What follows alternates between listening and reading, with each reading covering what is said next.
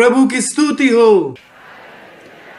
आप सभी का स्वागत है जीसी के बाइबल अध्ययन में। आइए हम प्रार्थना करें। परमेश्वर पिता, हम धन्यवाद देते हैं इस समय के लिए और आपके नाम को हम सारी महिमा देते हैं। और परमेश्वर पिता, हम आपके सामने अपने मन, बुद्धि, आत्मा और परमीरता के साथ आते हैं ताकि परमेश्वर पिता आप हमें इस्तेमाल कर सके उस स्थान पर जहां हम अभी हैं, ताकि प्रभु आप अपने लोगों को भी उसी तरीके से इस्तेमाल कर सके, उनकी परवीरता को उसी तरीके से इस्तेमाल कर सके जिस तरह आपने मूसा की हाथ की छड़ी को इस्तेमाल किया। और प्रभु मैं प्रार्थना करता हूं कि हम अपने जीवन में जहां कहीं भी हो, परमेश्वर पिता हम एक श्रेष्ठ जीवन जिए, एक श्रेष्ठ सेवकाई को करें और प्रभु आपका कार्य हमारे जीवन को उन्नति दे यीशु मसीह के नाम से, ताकि प्रभु जो आपने ठहराया है, जो आप इच्छा रखते हैं, वही हमारे जीवन से उत्पन्न हो। यीशु मसीह के सामर्थ्य नाम में हम प्रार्थना करते हैं, आमीन। आज का विषय है एक कमजोर सेवक के लिए एक विशेष सेवकाई। एक कमजोर सेवक के लिए एक विशेष सेवकाई। हम निर्गमन अध्याय 33 वचन 1 से पढ़ेंगे। निर्गमन अध्याय 33 वचन 1 में लिखा है, फिर यहोवा ने मूसा से कहा, तू उन लोगों को जिन्हें मिस्र देश से छुड़ा लाया है संग लेकर उस देश को जा जिसके विषय मैंने अब्राहम, इसहाक और याकूब से शपथ खाकर कहा था कि मैं उसे तुम्हारे वंश को दूंगा। वचन 2, और मैं तेरे आगे आगे एक दूत को भेजूंगा और कनानी, एमोरी, हित्ती, परिजी, हिब्बी और यबूसी लोगों को बरबस निकाल दूंगा। वचन 3 में लिखा है, तुम लोग उस देश को जाओ जिसमें दूध और मधु की धारा बहती है, परंतु तुम हठीले हो, इस कारण मैं तुम्हारे बीच में होके ना चलूंगा। ऐसा ना हो कि मैं मार्ग में तुम्हारा अंत कर डालूं। वचन 3 में परमेश्वर ने ऐसा क्यों कहा? परमेश्वर ने उनसे कहा, यह बात सही है कि मैंने ही तुम्हें मिस्र से निकाला और मैं ही तुम्हें कनान देश की ओर ले जा रहा हूं जहां पर दूध और मधु की धारा बहती है। पर मैं जो सर्वशक्तिमान हूं और स्वर्ग का परमेश्वर हूं, तुम्हारे संग होकर ना चलूंगा। मैं तुम्हें उस स्थान पर ले जाऊंगा क्योंकि मैंने अब्राहम से, इसहाक से, याकूब से शपथ खाई थी कि मैं तुम्हारे वंश को वह जगह दूंगा। पर मैं जो स्वर्ग का परमेश्वर हूं, तुम्हारे साथ उस स्थान पर नहीं जाऊंगा। ऐसा परमेश्वर ने क्यों कहा? वचन में लिखा है, परंतु तुम हठीले हो, इस कारण मैं तुम्हारे बीच में होके ना चलूंगा। ऐसा ना हो कि मैं मार्ग में तुम्हारा अंत कर डालूं। और इसी बात से मूसा बहुत दुखी था। मूसा दुखी था और वह यही कह रहा था कि प्रभु, हम देश की खोज में नहीं हैं, हम तो अपने परमेश्वर की खोज में हैं। हम उस देश की खोज में नहीं है प्रभु जहां पर दूध और मधु की धारा बहती है, पर हम उसकी खोज में हैं जो हमारा मसीहा है, जो हमारा परमेश्वर है और जो हमारा सृष्टिकर्ता है। यह देश हमारे आत्मा को तृप्त नहीं कर पाएगा जब तक प्रभु आप हमारे साथ ना चले। पर परमेश्वर यही कह रहे थे कि मैं तुम्हारे साथ नहीं चल सकता क्योंकि तुम हठीले हो, तुम अनाज्ञाकारी लोग हो। पर तुम्हें उस स्थान पर, उस देश पर पहुंचना है, मैं तुम्हें लेकर जाऊंगा। पर मैं तुम्हारे साथ एक दूत को भेजूंगा, पर मैं तुम्हारे साथ नहीं जा सकता। इसलिए जो परमेश्वर का सेवक मूसा था, वह इस बात से बहुत दुखी हुआ। आज के विषय को हमने 3 भागों में बांटा है। भाग 1, परमेश्वर की उपस्थिति के बिना प्रगति में बड़ी निराशा। भाग 2, परमेश्वर की उपस्थिति के लिए महान इच्छा और प्रार्थना। भाग 3, परमेश्वर की उपस्थिति की महान उद्घोषणा और प्रतिज्ञा। भाग 1 की ओर आए, परमेश्वर की उपस्थिति के बिना प्रगति में बड़ी निराशा। इस भाग में हम 3 बातों को देखेंगे। पहली बात, सर्वशक्तिमान परमेश्वर के बिना एक दूत के साथ जाने की बड़ी निराशा। दूसरी बात, सर्वशक्तिमान परमेश्वर के बिना बहुतायत प्राप्त करने की असंतोषता। तीसरी बात, सर्वशक्तिमान परमेश्वर के बिना आगे बढ़ने का भ्रम। पहली बात की ओर आए, सर्वशक्तिमान परमेश्वर के बिना एक दूत के साथ जाने की बड़ी निराशा। निर्गमन अध्याय 33 वचन 1 से पढ़ेंगे। लिखा है, फिर यहोवा ने मूसा से कहा, तू उन लोगों को जिन्हें मिस्र देश से छुड़ा लाया है संग लेकर उस देश को जा जिसके विषय मैंने अब्राहम, इसहाक और याकूब से शपथ खाकर कहा था कि मैं उसे तुम्हारे वंश को दे दूंगा। वचन 2 में लिखा है, और मैं तेरे आगे आगे एक दूत को भेजूंगा और कनानी, एमोरी, हित्ती, परिजी, हिब्बी और यबूसी लोगों को बरबस निकाल दूंगा। वचन 3 में लिखा है, तुम लोग उस देश को जाओ जिसमें दूध और मधु की धारा बहती है, परंतु तुम हठीले हो, इस कारण मैं तुम्हारे बीच में होकर ना चलूंगा। वचन 2 में परमेश्वर ने एक दूत उनके आगे भेजा और यहां परमेश्वर कहते हैं कि मैं तुम्हारे बीच में होकर ना चलूंगा, ऐसा ना हो कि मैं मार्ग में तुम्हारा अंत कर डालूं। और इसीलिए मूसा बेहद निराश था। अब मैं आपसे कुछ सवाल पूछना चाहूंगा।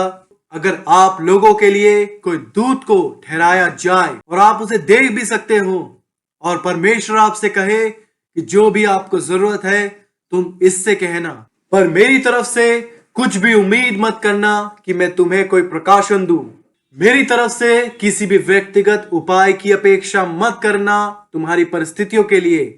और ऐसे लोग हैं भी जो कहेंगे कि ठीक है, और वह दूतों से प्रार्थना भी करते हैं। वह यीशु मसीह को भूल जाते हैं जो हमारे लिए कैलवरी के क्रूस पर मारा गया। वह लोग सर्वशक्तिमान परमेश्वर को भी भूल जाते हैं जिसने इस जगत से इतना प्रेम किया कि अपना एक लौता पुत्र दे दिया, ताकि जो कोई इस पर विश्वास करे वह नाश ना हो परंतु अनंत जीवन को प्राप्त करे। वह यीशु मसीह को भूल जाते हैं, हमारे सृष्टिकर्ता परमेश्वर को भूल जाते हैं।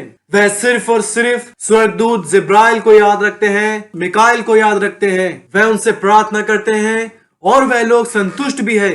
पर मूसा संतुष्ट नहीं था। मूसा बिल्कुल भी खुश नहीं था। चाहे वह दूत मुझे दूध और मधु के धारा के देश में भी लेकर चला जाए, पर मुझे दूत नहीं चाहिए, मुझे सिर्फ सर्वशक्तिमान परमेश्वर चाहिए। और मैं प्रार्थना करता हूं कि यही आपकी भी इच्छा हो कि मुझे दूत नहीं चाहिए, चाहे उसका कोई भी नाम हो, चाहे उसका कोई भी कार्य हो।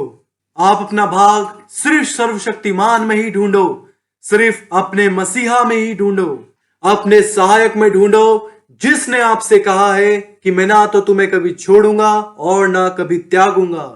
जिसके विषय में कहा गया है कि तुम कुछ भी मेरे पिता से, स्वर्गदूत से नहीं, पिता से, जो कुछ भी तुम पिता से मेरे नाम में मांगोगे, अपने उद्धारकर्ता के नाम में मांगोगे, वही मैं करूंगा कि पुत्र के द्वारा पिता की महिमा हो। वचन में लिखा है, इसलिए प्रभु कहता है, उनके बीच में से निकलो और अलग रहो और अशुद्ध वस्तु को मत छुओ, तो मैं तुम्हें ग्रहण करूंगा और मैं तुम्हारा पिता होऊंगा और तुम मेरे बेटे और बेटियां होंगे। यह सर्वशक्तिमान प्रभु परमेश्वर का वचन है। इस तरीके से आप सीधा परमेश्वर से जुड़ सकते हैं बिना किसी स्वर्गदूत के मध्यस्थता के। और मैं प्रार्थना करता हूं कि यह सटीक और साफ रास्ता आपके जीवन में हो, आपकी सेवकाई में हो, यीशु मसीह के नाम से। दूसरी बात की ओर आए, सर्वशक्तिमान परमेश्वर के बिना बहुतायत प्राप्त करने की असंतोषता।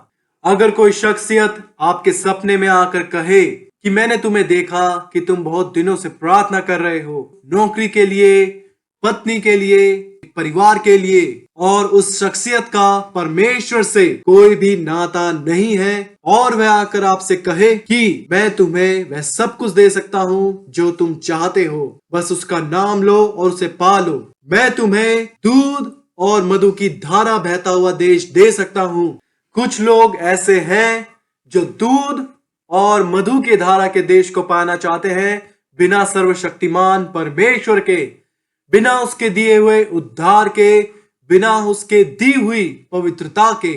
और मूसा भी यही कहता था कि मैं बिना सर्वशक्तिमान परमेश्वर के आगे नहीं जाऊंगा।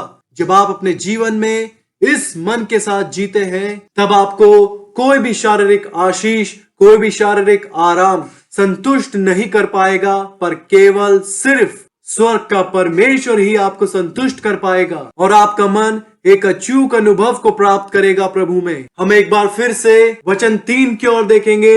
निर्गमन अध्याय 33 वचन 3, तुम लोग उस देश को जाओ जिसमें दूध और मधु की धारा बहती है, परंतु तुम हठीले हो, इस कारण मैं तुम्हारे बीच में होके ना चलूंगा, ऐसा ना हो कि मैं मार्ग में तुम्हारा अंत कर डालूं। वचन 4 में ऐसा लिखा है, यह बुरा समाचार। कौन सा बुरा समाचार? दूध और मधु की धारा जहां पर बहती है वहां जाने का बुरा समाचार।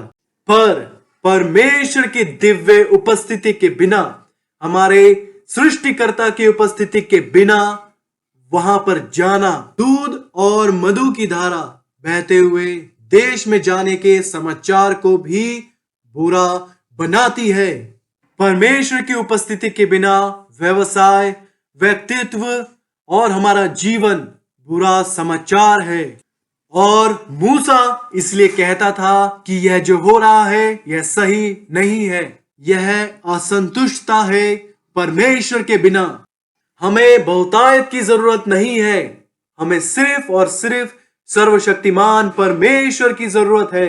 मरकुस अध्याय 8 वचन 36 की ओर देखे। मरकुस अध्याय 8 वचन 36 में लिखा है, यदि मनुष्य सारे जगत को प्राप्त करे और अपने प्राण की हानि उठाए तो उसे क्या लाभ होगा? अगर एक व्यक्ति के पास पैसा है, घर संपत्ति है और जो कुछ उसे चाहिए वह सब उसके पास है, पर वह कलीसिया में आकर कहे कि प्रभु मैं इतना पवित्र नहीं हूं जितना मुझे होना चाहिए, प्रभु मैं तेरा इतने करीब नहीं हूं जितना मुझे होना चाहिए।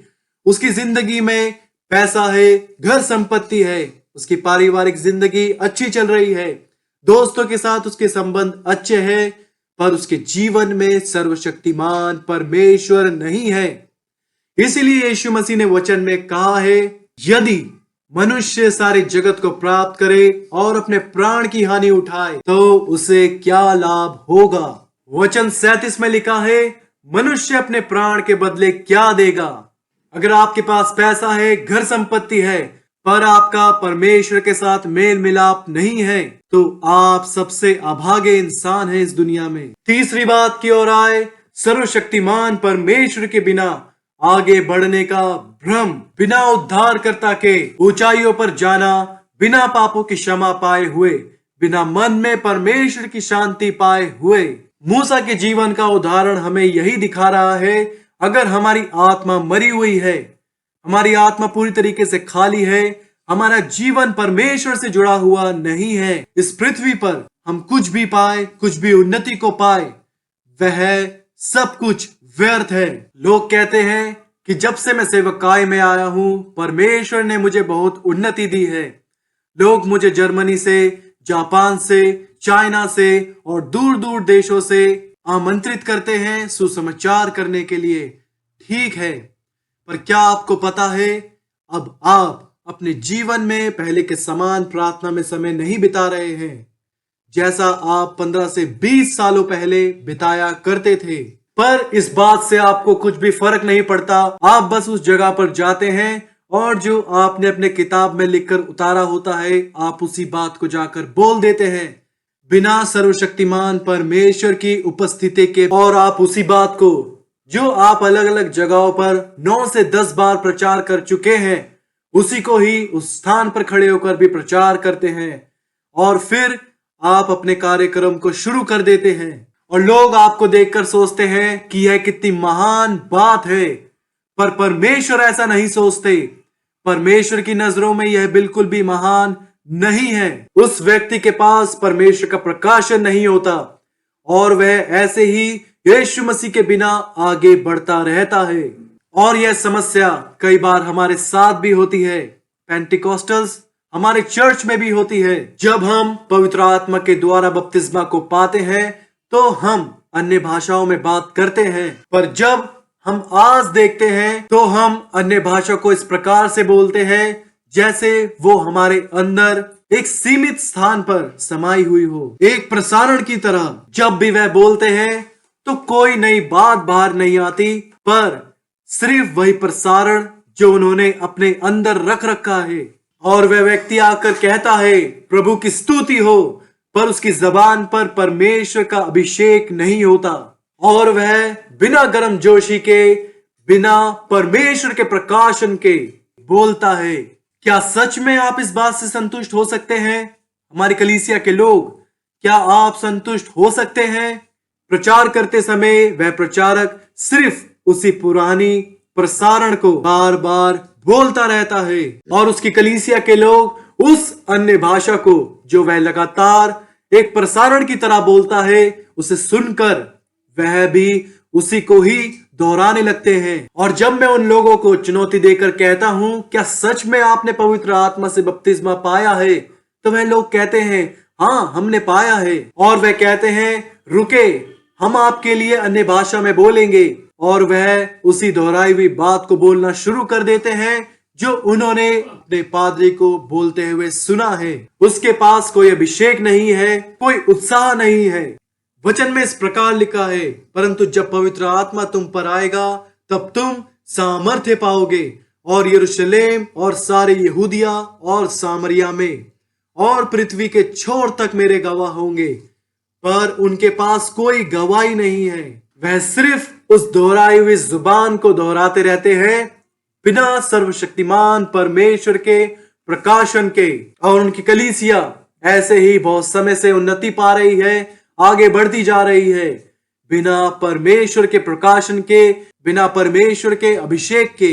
पर आज मैं चाहता हूं कि बदलाव आए। पहला थिस्सलुनीकियों अध्याय 5 वचन 3 की ओर देखे।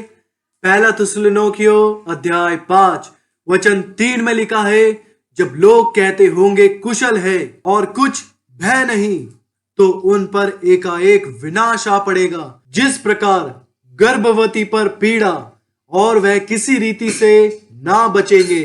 वे लगातार कहते हैं कि कुशल है, शांति है, और दीमक अंदर ही अंदर उनकी नींव को खोखला कर देता है।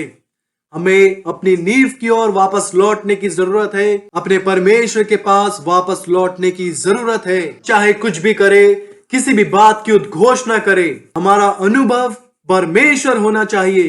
वचन 4 में लिखा है, पर हे भाइयों, तुम तो अंधकार में नहीं हो कि वह दिन तुम पर चोर के समान आ पड़े। और वचन 5 में लिखा है, क्योंकि तुम सब ज्योति की संतान और दिन की संतान हो।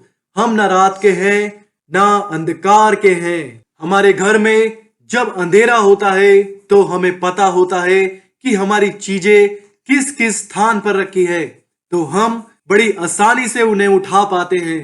क्यों? हमारी आदत के द्वारा, हमारे अभ्यास के द्वारा हमें पता होता है कि कौन सी चीज किस स्थान पर रखी है। उसी प्रकार जब हम अपने पसंदीदा रास्ते से होकर गाड़ी में गुजर रहे होते हैं, चाहे हम फोन पर बात कर रहे हो, चाहे हमें नींद आ रही हो, चाहे हम कुछ भी काम कर रहे हो, हम आसानी से गड्ढों को लांघ जाएंगे। क्यों? क्योंकि हम बहुत दिन से उस रास्ते पर सफर कर रहे हैं, तो वह हमारी आदत बन जाएगी, हमारा अभ्यास वहां पर कार्य करेगा।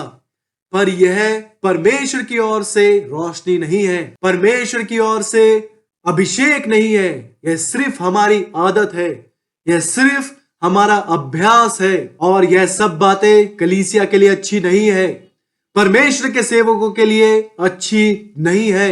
हमें परमेश्वर से कहना चाहिए कि हमें परमेश्वर आपके अनुग्रह की जरूरत है, आपकी अगुवाई की जरूरत है, हमें अभ्यास और आदतों से ऊपर उठने की जरूरत है। मैं परमेश्वर से प्रार्थना करूंगा कि आप लोग परमेश्वर की अगुवाई की ओर संवेदनशील बने, यीशु मसीह के नाम से। भाग 2, परमेश्वर की उपस्थिति के लिए महान इच्छा और प्रार्थना। निर्गमन अध्याय 33 वचन 12 की ओर देखें।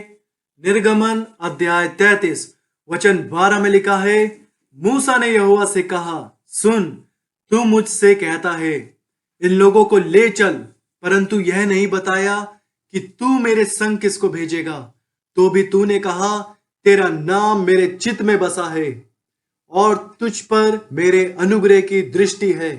हम एक बार फिर से मूसा के जीवन की ओर देखेंगे। मूसा 40 साल तक उस रेगिस्तान में रहा। उसे पता था कि कौन सा रास्ता उसे कहां पर लेकर जाएगा। कौन से रास्ते के चिन्ह को देखकर उसे पता चल जाएगा कि दानवों का देश आ गया है। उसे सब कुछ पता था, पर फिर भी वह उस अनुभव पर निर्भर नहीं था। वह फिर भी परमेश्वर के प्रकाशन को मांग रहा था। इसी तरह हमारे साथ भी है। हम 30 साल के होते हैं, 70 साल के होते हैं, 80 साल के होते हैं, और इस बीच में बहुत से अनुभव को हम पाते हैं, पर फिर भी हमें अपने अनुभव पर निर्भर नहीं रहना है। हमें परमेश्वर की ओर ताकना है, परमेश्वर से अगुवाई को मांगना है।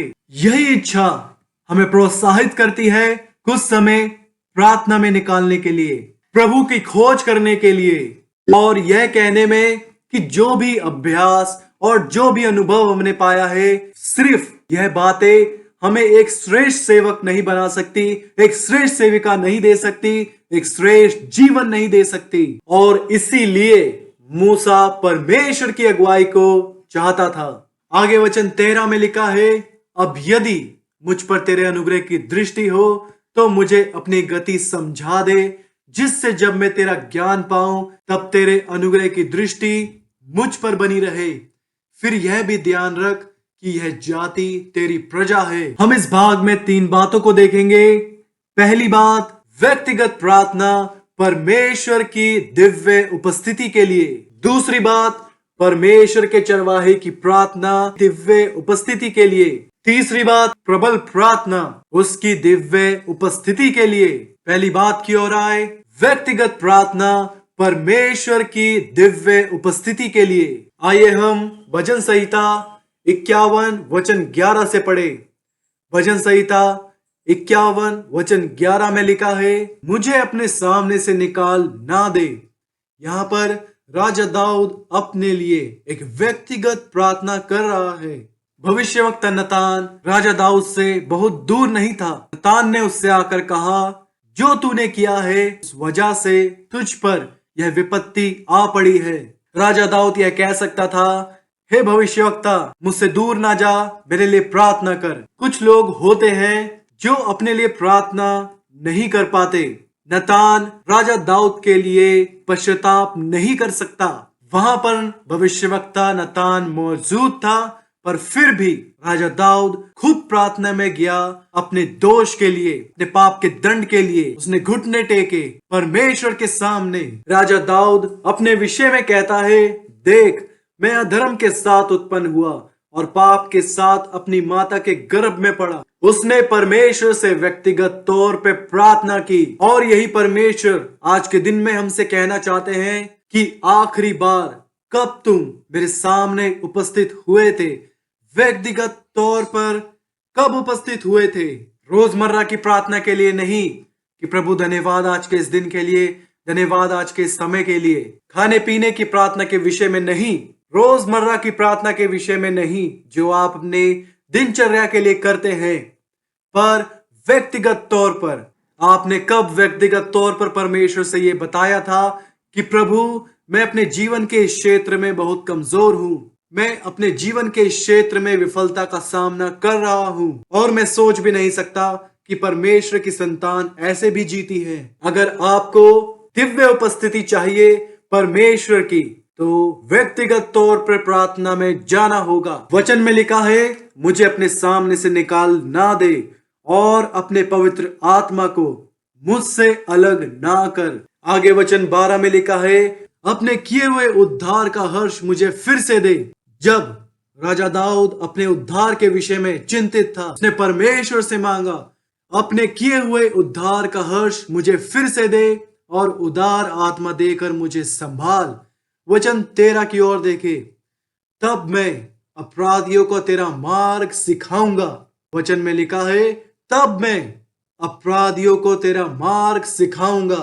इस बात से पहले राजा दाऊद ने परमेश्वर से मांगा, अपने किए हुए उद्धार का हर्ष मुझे फिर से दे, ताकि मैं अपने दिमाग की चिंता से ऊपर उठ सकूं, इस बात की उलझन से ऊपर उठ सकूं, क्या परमेश्वर तू मेरे साथ है या नहीं। राजा दाऊद ने परमेश्वर से मांगा, अपने किए हुए उद्धार का हर्ष मुझे फिर से दे, तब मैं अपराधियों को तेरा मार्ग सिखाऊंगा। कई लोग होते हैं जो खुद के विषय में उलझन में होते हैं, जो स्वर्ग के विषय में उलझन में होते हैं। आप कैसे दूसरों को बता सकते हैं कि उद्धार का आनंद ही तुम्हारी सामर्थ्य है, जब आपके पास खुद उद्धार का आनंद नहीं है। आप कैसे दूसरों को आश्वासन के विषय में बांट सकते हैं, जब आपके पास खुद ही आश्वासन नहीं है। राजा दाऊद ने वचन 12 में परमेश्वर से मांगा, अपने किए हुए उद्धार का हर्ष मुझे फिर से दे। फिर वचन 13 में, तब मैं अपराधियों को तेरा मार्ग सिखाऊंगा और पापी तेरी ओर फिरेंगे। प्रभु को सारी महिमा मिले। आप इस बात को समझे, राजा दाऊद के मन में यह नहीं था कि इज़राइल का राजा होना ही सफलता है या इस दुनिया का प्रसिद्ध आदमी बनना ही सफलता है, बल्कि उद्धार का आनंद और उद्धार का आश्वासन ही असली सफलता है। इसलिए राजा दाऊद ने बोला, अपने किए हुए उद्धार का हर्ष मुझे फिर से दे और उद्धार आत्मा देकर मुझे संभाल, तब मैं अपराधियों को तेरा मार्ग सिखाऊंगा और पापी तेरी ओर फिरेंगे। दूसरी बात की ओर आए। दूसरी बात, परमेश्वर के चरवाहे की प्रार्थना दिव्य उपस्थिति के लिए। निर्गमन अध्याय 33 वचन 15 की ओर देखे। निर्गमन अध्याय 33 वचन 15 में लिखा है, उसने उससे कहा, यदि तू आप ना चले तो हमें यहाँ से आगे ना ले जा। मूसा ने यह बात व्यक्तिगत तौर पे अपने लिए कही कि यदि तू आप ना चले तो हमें यहाँ से आगे ना ले जा, क्योंकि वह जानता था कि उसके साथ सर्वशक्तिमान परमेश्वर है। इसलिए उसने कहा कि हमें नहीं चाहिए कि कोई दूत हमें उस स्थान के लिए अगुवाई करे, कोई दूत हमें उस दूध और मधु के धारा वाले देश में लेकर जाए। तेरी उपस्थिति हमारे साथ चले। वचन 16 में लिखा है, यह कैसे जाना जाए कि तेरी अनुग्रह की दृष्टि मुझ पर और अपनी प्रजा पर है, क्या इससे नहीं कि तू हमारे संग चले। यह एक परमेश्वर के चरवाहे की प्रार्थना है, क्या इससे नहीं कि तू हमारे संग चले। प्रचार करते समय ऐसा वक्त भी आता है जब आपका मन प्रचार से भर जाता है। जब आप अपनी सभा की ओर देखते हैं तो आप पाते हैं कि उनके जीवन में बहुत सी आत्मिक समस्याएं हैं। आप पाते हैं कि आपकी सभा में कोई इंसान अपने बच्चों की परवाह नहीं कर रहा। आप पाते हैं कि कोई स्त्री अपने पति से दूर भाग रही है। सभी लोगों के साथ कुछ कुछ समस्याएं चल रही है और आप कहते हैं कि बस अब मैं थक गया हूं, अब मैं क्या प्रचार करूं इन लोगों को, और आप अपना इस्तीफा पत्र तैयार करके उस पर दस्तखत कर देते हैं। फिर आप दूसरी जगह पर जाकर एक नई सेवकाई को शुरू करते हैं, पर वहां पर भी वही समस्या आ जाती है। वही लोग, वही पापी लोग, वही पाप की ओर फिरे हुए लोग वहां पर भी होते हैं। फिर क्या सोचेंगे आप? क्या आप हमेशा के लिए सेवकाई को छोड़ना चाहेंगे? जिस बात को आपने अपने पुरानी सेवकाई में रहते हुए नहीं सीखा, वह बात आपके सामने यहाँ पर भी है। जरा सोचे इस बारे में, क्या सच में आप हमेशा के लिए सेवकाई को छोड़ देंगे? क्यों ना आप चरवाहे की तरह प्रार्थना में जाएं कि प्रभु इन लोगों के मन को बदल दे, प्रभु इन लोगों के मन को परिवर्तित कर दे। यही मूसा ने भी किया। उसने प्रभु से प्रार्थना करी कि तेरी उपस्थिति हमारे साथ जाएगी, तेरी सामर्थ्य हमारे साथ जाएगी, तेरी परिवर्तित कर देने वाली उपस्थिति हमारे साथ जाएगी। और मैं प्रार्थना करता हूं कि यही हृदय आपके अंदर भी आए।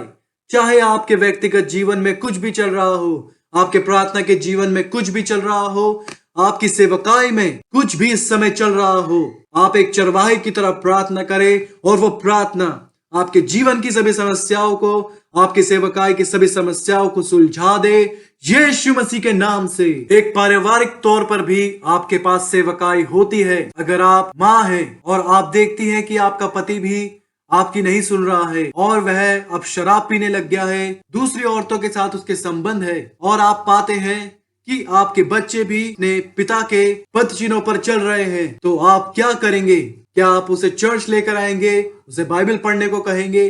वो कहेगा, तुम बाइबल पर विश्वास करती हो, तुम ही जाओ। अगर आप मेरे पास आएंगे तो मैं आपसे यही कहूंगा कि आइए प्रार्थना करें, आइए उपवास करें, आपका क्या जवाब होगा? उपवास? मैं जो खाना खा रही हूं वो मेरे लिए पर्याप्त भी नहीं है और आप मुझसे कह रहे हो कि उपवास करें? आप अपने घर वापस जाएंगे, आप अपनी बाइबल को बंद करेंगे, सोचने लगेंगे कि क्या करूं। तभी कोई और व्यक्ति, कोई औरत आपसे आकर कहे, अगर मैं तुम्हारी जगह होती, के शब्द को ध्यान से सुने, अगर मैं तुम्हारी जगह होती, आप इस बात को सोचे, आप वो नहीं हैं, आप वो हैं जिसके पास परमेश्वर है। उस स्त्री के पास परमेश्वर नहीं है। चाहे आपको खुद अकेले उपवास करना पड़े, खुद अकेले प्रार्थना करना पड़े, यह संकल्प ले कि मेरा परिवार और इस तरीके से नहीं चलेगा, और निश्चय ही परमेश्वर आपकी प्रार्थना का जवाब देगा। अगर आप सभी लोगों से बात करें, अपनी परिस्थितियां बांटे और आप सोचे कि मेरी परिस्थिति क्यों नहीं बदल रही, ध्यान से सोचे, आपने सभी लोगों से बात करी पर आपने परमेश्वर से बात नहीं करी। आप अपने परिवार की समस्याओं को, परिस्थितियों को परमेश्वर के सामने लेके जाएं। अपने परिवार से ना लड़े, अपने पति से ना लड़े, अपने पत्नी से ना लड़े, बल्कि उन दुष्ट आत्माओं से लड़े, उनसे युद्ध करें जो आपके परिवार के विरोध में काम कर रही हैं, और निश्चय ही परमेश्वर आपकी प्रार्थनाओं का जवाब देगा। प्रबल प्रार्थना उसकी दिव्य उपस्थिति के लिए। निर्गमन अध्याय 33 वचन 17 की ओर देखे। निर्गमन अध्याय 33 वचन 17 में लिखा है, यहोवा ने मूसा से कहा, मैं यह काम भी जिसकी चर्चा तूने की है करूंगा। कितनी आश्वस्त करने वाली बात है और कितना अच्छा समाधान उसके जीवन के लिए निकला है कि अब मूसा जानता है कि परमेश्वर ने उसकी प्रार्थना का जवाब दे दिया है। जब हम प्रार्थना कर रहे होते हैं और जब हम प्रार्थना करना बंद कर देते हैं, हम लगातार परमेश्वर से मांगते रहते हैं, मांगते रहते हैं, मांगते रहते हैं, और एक दिन फिर हम प्रार्थना करना बंद कर देते हैं। परमेश्वर ने हमें इसलिए खड़ा किया है कि हम प्रार्थना करें, और हमें चाहिए कि हम बिना थके परमेश्वर से प्रार्थना करें। प्रार्थना करने का मन यीशु मसीह ने वचन में बताया है। किसी नगर में एक न्याय रहता था जो ना परमेश्वर से डरता था और ना किसी मनुष्य की परवाह करता था।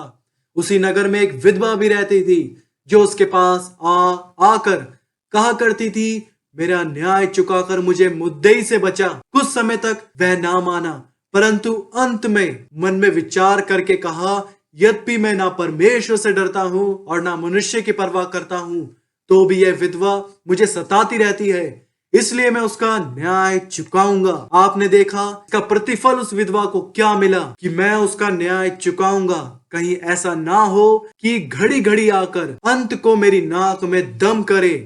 अगर आप किसी चीज के लिए प्रार्थना कर रहे हैं और वह चीज आपको नहीं मिली, दोबारा प्रार्थना करें। अगर वह चीज फिर भी आपको नहीं मिलती है तो दोबारा प्रार्थना करें, विश्वास के साथ उसे मांगे और उन सभी बातों को हटाए जो आपकी प्रार्थना के जीवन में बाधा बनती हैं, और परमेश्वर की प्रतिज्ञा पर भरोसा करते हैं। तब आपकी प्रार्थना का जवाब आपको मिलता है। जब आप प्रबलता के साथ, सामर्थ्य के साथ परमेश्वर से प्रार्थना करते हैं।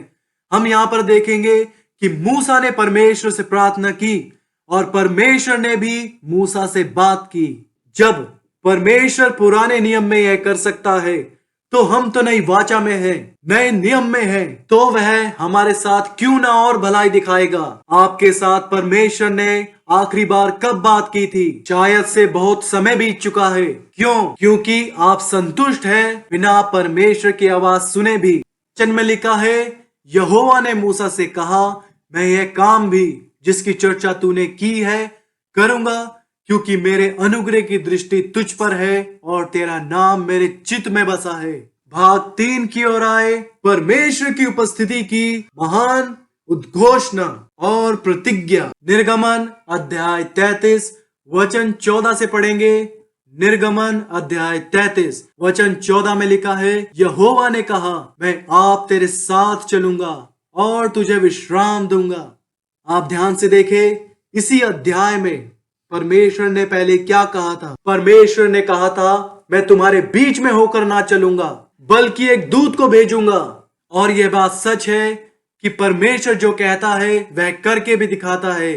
पर क्या यह उसने इसलिए नहीं कहा था कि वह आपके मन की दिशा को भाप सके, आपके मन की प्रतिक्रिया को देख सके।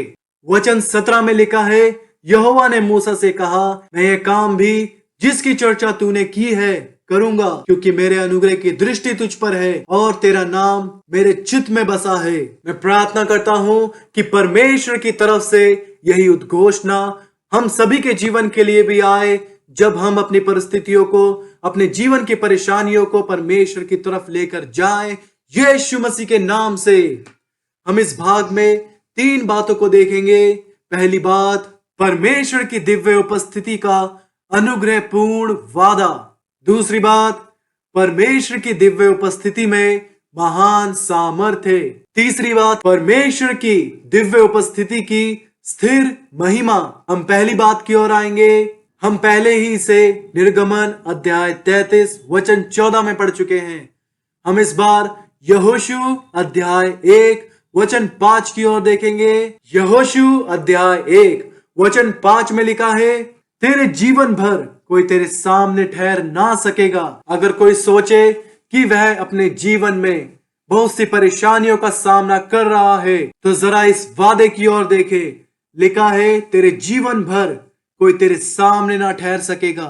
चाहे परमेश्वर आपको कहीं भी सेवकाई करने के लिए बुलाए, चाहे परमेश्वर आपको योना की तरह बुलाए नीनवे जाने को, चाहे वह जगह इस पृथ्वी की सबसे मुश्किल भरी जगह हो, फिर भी तेरे जीवन भर कोई तेरे सामने ठहर ना सकेगा। इस संसार की और शैतान की कोई भी शक्ति आपके जीवन भर आपके सामने नहीं ठहर सकेगी।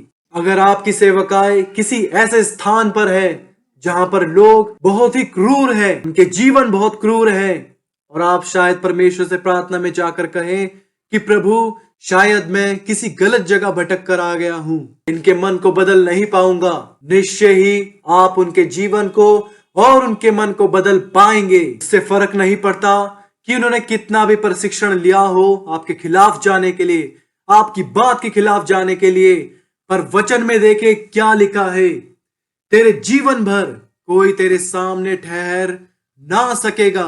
जब आप चुने गए थे 15 साल पहले, 20 साल पहले, तो आपके मन में एक दृढ़ विश्वास था, मजबूती थी, आपके मन में एक निर्णय था कि परमेश्वर ने मुझे यहां भेजा है तो मैं इसे पाऊंगा, और आपने पाया भी।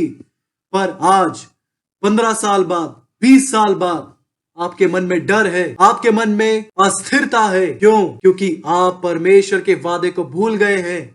याद रखें, परमेश्वर आज भी वैसा ही है जैसा वह आपके चुने जाने के समय पर था। परमेश्वर के वादे आज भी वैसे ही हैं, और परमेश्वर अपनी सामर्थ्य में आज भी वैसा ही है। हम जो आज डर रहे हैं, निराशा में हैं, अस्थिरता में हैं, वह इसलिए है क्योंकि हम परमेश्वर के वादे को भूल गए हैं, और शायद इसलिए हम सोच रहे हैं कि अब हम नहीं कर सकते, अब हम नहीं कर पाएंगे। पर परमेश्वर का धन्यवाद हो, कहे मैं कर सकता हूँ, उसी स्थान पर मैं आज भी कर सकता हूँ। क्यों? क्योंकि परमेश्वर ने जो हमसे वादा किया था, वह परमेश्वर आज भी उतना ही शक्तिशाली है। आप कई बार ऐसे कहते होंगे अपनी सेवकाई की ओर देख के, अपनी कलीसिया की ओर देखकर, कि अब मुझसे नहीं हो पाएगा, मेरा भीतरी मनुष्यत्व अब इसे नहीं कर पाएगा। यह सिर्फ इसलिए है क्योंकि आप परमेश्वर के वादे की ओर नहीं देख पा रहे हैं। आप परमेश्वर पर भरोसा नहीं कर रहे हैं, इसलिए आपके टखने कमजोर पड़ रहे हैं, आप थक रहे हैं, आपकी आंखें धुंधली पड़ रही हैं। परमेश्वर अपने सभी वादों को आज ही आपके जीवन में पूरा करे, यीशु मसीह के नाम से। वचन में लिखा है, तेरे जीवन भर कोई तेरे सामने ना ठहर सकेगा। जैसे मैं मूसा के संग रहा, वैसे ही तेरे संग भी रहूंगा, और ना तो मैं तुझे धोखा दूंगा और ना तुझको छोड़ूंगा। आगे वचन 8 में लिखा है, व्यवस्था की यह पुस्तक हमारे लिए, हमारे प्रभु के यह वचन, व्यवस्था की यह पुस्तक तेरे चित्त से कभी ना उतरने पाए। इसी में दिन रात ध्यान दिए रहना, इसलिए कि जो कुछ उसमें लिखा है उसके अनुसार करने की तू चौकसी करे, क्योंकि ऐसा ही करने से तेरे सब काम सफल होंगे। आज आप सफलता को प्राप्त करेंगे। आगे लिखा है, और तू प्रभावशाली होगा। यही एक अच्छी सफलता है। और बुरी सफलता क्या है? जो हमें हमारे प्रभु से दूर ले जाए, हमारे मन से प्रभु की इच्छा को, प्रभु के वचन की इच्छा को दूर ले जाए। और अच्छी सफलता यह है कि आपके मन में प्रभु की इच्छा बनी रहे, आपके जीवन में प्रभु की पवित्रता बनी रहे, आपके जीवन में स्वर्ग की सामर्थ्य बनी रहे और आज आप वह अच्छी सफलता प्राप्त करें यीशु मसीह के नाम से। यशाया अध्याय 41 वचन 10 की ओर देखे, लिखा है, मत डर क्योंकि मैं तेरे संग हूं, इधर उधर मत ताक क्योंकि मैं तेरा परमेश्वर हूं। मैं तुझे दृढ़ करूंगा और तेरी सहायता करूंगा, अपने धर्म दाहिने हाथ से मैं तुझे संभाले रहूंगा। आगे वचन 14 में लिखा है, हे कीड़े सरीगे याकूब, हे इज़राइल के मनुष्यों, मत डरो, यहोवा की यह वाणी है, मैं तेरी सहायता करूंगा, इज़राइल का पवित्र तेरा छुड़ाने वाला है। और मैं प्रार्थना करता हूं कि यह परमेश्वर का वादा आपके जीवन से कभी ना हटे यीशु मसीह के नाम से। दूसरी बात की ओर आए, परमेश्वर की दिव्य उपस्थिति में महान सामर्थ्य। यिर्मयाह अध्याय 32 वचन 17 की ओर देखे, लिखा है, हे प्रभु यहोवा, तूने बड़ी सामर्थ्य और बढ़ाई हुई भुजा से आकाश और पृथ्वी को बनाया है, तेरे लिए कोई काम कठिन नहीं है। वही परमेश्वर अपनी बुद्धि के द्वारा आपकी मदद करेगा, अपनी सामर्थ्य के द्वारा परमेश्वर आपकी मदद करेगा। चाहे आपके जीवन में कोई भी परिस्थिति हो, कोई भी परेशानी हो, वचन में देखे क्या लिखा है, तूने बड़ी सामर्थ्य और बढ़ाई हुई भुजा से आकाश और पृथ्वी को बनाया है, तेरे लिए कोई काम कठिन नहीं है। और वही परमेश्वर आज आपकी मदद करेगा, वही परमेश्वर आपके जीवन को बदल देगा और आपके जीवन में जितनी भी चीजें गलत चल रही है वह उन सभी को ठीक करके अपनी सामर्थ्य को प्रकट करेगा और आपको उन्नति देगा यीशु मसीह के नाम से। तीसरी बात की ओर आए, परमेश्वर की दिव्य उपस्थिति की स्थिर महिमा। प्राणियों अध्याय 13 वचन 5 में लिखा है, तुम्हारा स्वभाव लोभ रहित हो। चाहे आप अपनी सेवकाई में हो, चाहे आप अपने जीवन में हो, आपको लोभ रहित रहना है। लोभी मनुष्य होना क्या होता है, उदाहरण के तौर पे बताऊंगा, अगर किसी के पास वो चीज है तो मुझे भी वही चीज चाहिए। प्रभु आपको खुद ही वह सभी चीजें प्रदान करेगा जो आपके जीवन के लिए और आपकी सेवकाई के लिए जरूरी है। परमेश्वर ऐसे ही कुछ भी नहीं देता, परमेश्वर आप ही आपकी जरूरतों को जानता है और वह उसी के द्वारा आपके जीवन में कार्य करता है। आपकी सेवकाई के लिए जो भी जरूरतें हैं वह सभी परमेश्वर पूरा करेंगे। वचन में लिखा है, तुम्हारा स्वभाव लोभ रहित हो और जो तुम्हारे पास है उसी पर संतोष करो, क्योंकि उसने आप ही कहा है, मैं तुझे कभी ना छोड़ूंगा और ना कभी तुझे त्यागूंगा। परमेश्वर की स्थिर उपस्थिति आपके जीवन के लिए, परमेश्वर आपको कभी नहीं छोड़ेगा। आप इसे अपने लिए कहे, परमेश्वर मुझे कभी नहीं छोड़ेगा। आप चाहे किसी ऐसे स्थान पर जाएं जिसे आप जानते हो, आप चाहे ऐसे स्थान पर जाएं जिसे आप पहले से ना जानते हो, परमेश्वर वहां भी आपके साथ होगा। परमेश्वर हर जगह आपके साथ होगा। वचन 6 में लिखा है, इसलिए हम निडर होकर कहते हैं, प्रभु मेरा सहायक है, मैं ना डरूंगा। मनुष्य मेरा क्या कर सकता है?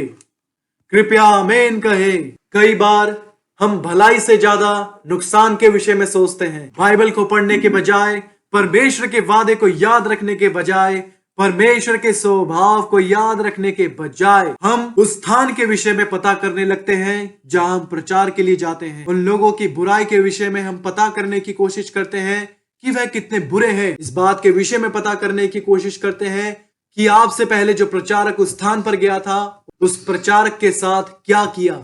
और आप बहुत सी कहानियों को सुनते हैं और वह आपके मन में घर कर लेती है और आप डरने लगते हैं। क्यों?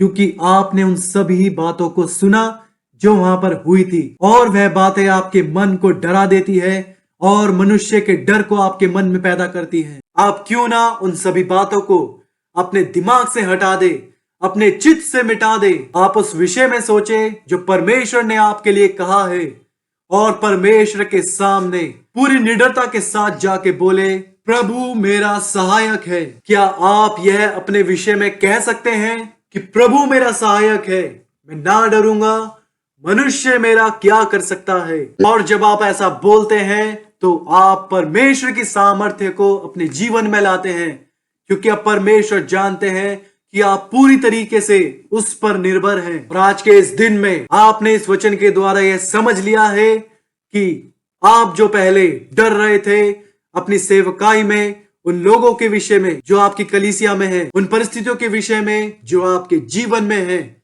और आप इस वजह से लगभग अपनी सेवकाई को खत्म करना चाहते थे, पर आज आप इस वचन को जानकर कह सकते हैं कि प्रभु मेरा सहायक है। हम आज सफलता की ओर बढ़ रहे हैं क्योंकि हमारे पास उसका वादा है। आज हमारे पास उसकी उपस्थिति का वादा है, उसकी उपस्थिति की सामर्थ्य है, उसकी उपस्थिति का कार्य है। और आज से आपका परिवार, आपका जीवन, आपकी सेवकाई पहले के समान नहीं रहेगी। यीशु मसीह के नाम से कृपया खड़े हो जाएं और प्रभु से प्रार्थना करें। कहे, कृपया ऐसा होने दे कि उसकी उपस्थिति आज आपके साथ जाए। अपने जीवन की बहुतायत से संतुष्ट ना हो, उस दूत से संतुष्ट ना हो, अपने जीवन में आगे बढ़ जाने से संतुष्ट ना हो, बल्कि सर्वशक्तिमान परमेश्वर की उपस्थिति को, सामर्थ्य को और महिमा को अपने साथ जाने दे, आपके जीवन के बीच में निवास करने दे और आपकी सेवकाई को बढ़ाने दे।